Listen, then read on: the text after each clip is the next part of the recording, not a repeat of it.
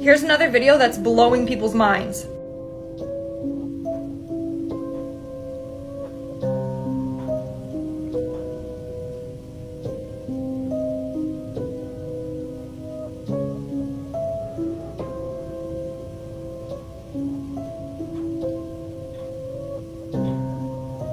Looks like they dug right into the middle of the earth.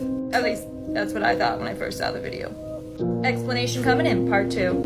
One of the worst crime scene stories that I remember was, I heard a story from a guy who cleans up the bodies from people jumping in front of trains, and in this one case, they found a body with no head. And they couldn't for the life of them find the rest of it.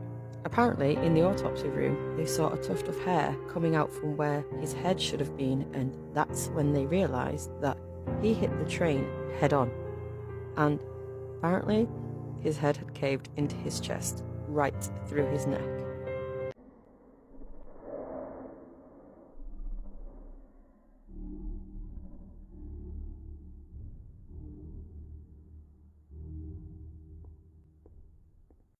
Family adopts a 5-year-old girl, but when she learns to speak English, they discover the horrifying truth. The story begins when this family fostered this girl for many years. They had taken her in when she was just a baby and she couldn't speak any English. And when she turned 5 years old on her birthday, they decided to adopt her. But little did they know the 5-year-old girl had a secret. She could barely speak any English, but once she turned 5, she began to learn a few words.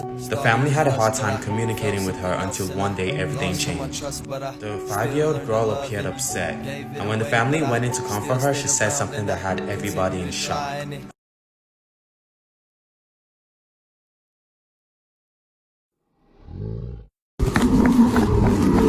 This is next level creepy. Okay, so tell me, come over here and come over here and tell me this doesn't give you like the weirdest feeling ever. What's that?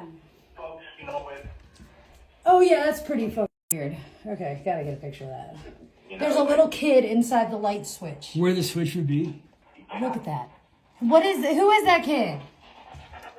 Kid's in the wall, man. He's little. Dude, that's next level. That guy. I just love. You just love little kids? Watch. The screws are in there fake. What's the deal with the kids, man? Tell us. That's kind of freaky. Yeah, I've never seen that. That's really creepy. We looked over here last time and we didn't notice it, you know? We found those pictures of the kids in here. Everyone beware, because this is a new kidnapping technique. Watch the video and I'll explain after.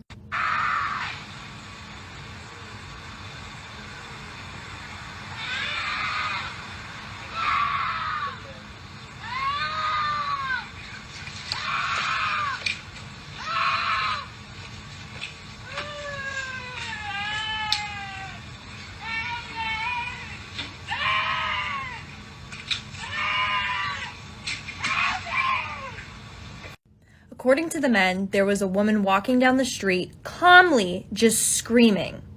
She was screaming and crying and asking for help, but was very calm. When the guys left, they saw her just get into a car and they drove off. The guys went inside because they knew it was a setup. If they went to go help that woman, the car would have been right there and would have gotten the guys. Or mugged them, I don't know. Please stay safe out there. This is so scary. Alright, it's time to explain this video. Dead. He's dead, man. Oh, thank you, thank you, thank you, thank you, thank you. Oh boy, oh boy. You don't feel bad about it? No. Would you do it again? Yes. So her name is Cynthia Sidibaka. On February 11th of 2014, she shot and killed her son-in-law. Prior to her crime, Cynthia suffered a very bad stroke. Because of this, she moved in with her daughter and her son-in-law, and they did not get along. They were always on each other's nerves. Apparently, on the day of the crime, Cynthia and her son-in-law got in a big fight. It was actually on Cynthia's birthday. Cynthia also said that since living with her son-in-law, she noticed that he would physically and emotionally abuse her daughter and the 2 children. So to her, she thought she was saving the daughter and children. I'm not justifying her actions at all, but this is why she was so happy. She thought she saved her family. This man's mouth was forcibly fitted with an expander. His mouth could no longer close. Next, this psychologically twisted doctor took a tube, inserted it directly into the man's mouth. The doctor forcefully pushed the tube deeper and deeper, stopping only when it reached the man's stomach.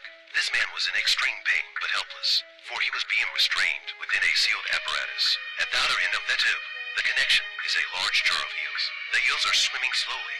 At this moment, the doctor slowly opened the valve of the canister.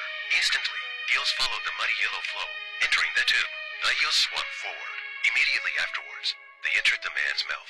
Then straight through the tube, they slid into the man's stomach. The eels chase each other, one after another frantically swimming into the man's body. The man's eyes rolled back, experiencing an extreme torture. Under the internal and external torment, the man's body had an abnormal reaction. Below the apparatus, a drop of fresh oil slowly dripped into a bowl.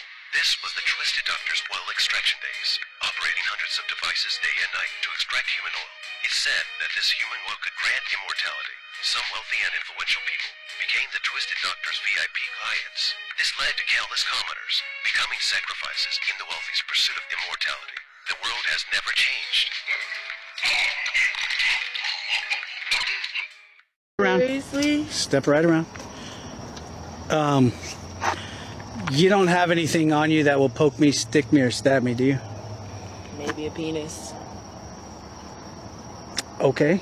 I would prefer not to get poked, sticked, or stabbed by that. You don't have anything tucked in your boots? No. No. There's fine. Stay right there. Keep hands on. Just hang tight. They're not smart, just so you know. Did you deal with them earlier? So I pull up. They're parked. She's got her foot on the brake, so I can. As I'm driving by, I pull in. They're slumped in the car. Yeah. So I talked to the passenger. She said, I'm just drunk, trying to sleep it off, blah, blah, blah, blah, blah. I run the driver. She comes back, no wants, no warrants. Yeah. I said, hey, what's going on? Have you been drinking tonight? She said, well, yeah, but I'm not driving now. Did you see her driving? No, I've seen her driving all night around here. Oh, all right. Well, now, though? No, I don't have her now. So how'd the car get here if you didn't drive here? I wasn't drunk when I drove here. You have any citations on her? I parked in a handicap. When I leave either. That's all? I got parked in a handicap. So what do you want me to do? You want to roadside this? Or, I mean, Are you leaving? The park's closed. Are you leaving? Sure. Okay. Well, I need you to get in your car and take off then. 469? 469 here. Everything okay over there with you? yeah, I know. She drives away. Yeah. Chipper. Yeah, I'm on here. As soon as she gets out on the road, I'll just stop. Okay. Oh, they're switching seats. They're switching seats.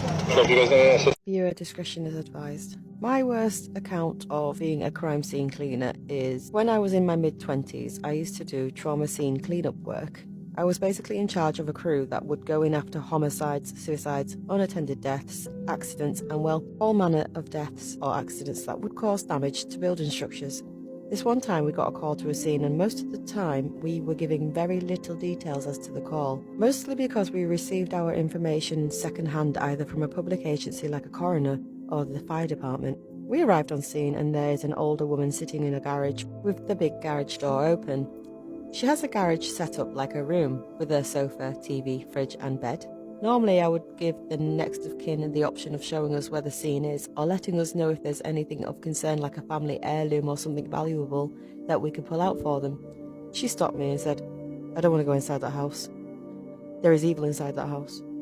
Immediately I started to get the feeling of mental health issues, but she then sat me down and started telling me a story about her family, and the way she was talking was like a warning.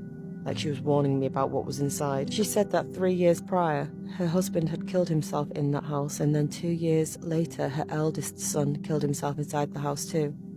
This time, it was her youngest son who had killed himself inside the house. She was telling me about the evil that lurks in the house and how she pleaded with her husband to move away from it. She told me that there was nothing in that house that she wanted, and after we were done, she was leaving and never coming back, and that a family friend was coming from up north to get her. When we entered the house, we were only wearing a part of our PPE, but we didn't don our masks yet as we'd heard that the death had been a stabbing. The smell inside the house was full of decay, like rotten meat, bitter and almost sweet. There were flies everywhere, but not from the room that the suicide occurred. That room, the son had cut his throat and wrote on the wall, then eventually collapsed. He also drank poison and there was a mixture of vomit and chemical ooze. We hurried up and did our clean work, and then got the heck out of there. That one will always stick with me, but I do have to wonder if there was some truth to what that woman was saying. What do you think?